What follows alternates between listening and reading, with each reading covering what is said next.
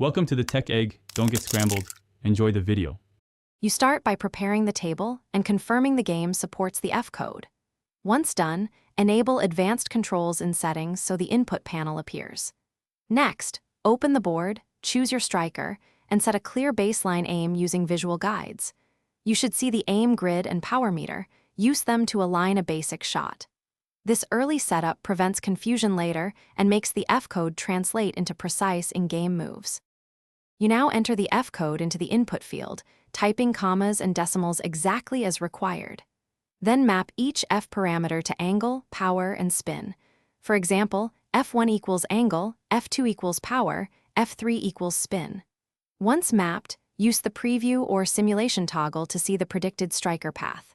Make incremental adjustments to power and spin when the preview deviates. This lets you iterate rapidly and understand. You execute the shot and watch how the striker behaves versus the preview. If the result is off, tweak the F digits by small increments and re-preview. Small changes yield predictable corrections. If inputs aren't registering, make sure the advanced input mode is active and re-enter the code. If still broken, reset aim and reapply settings.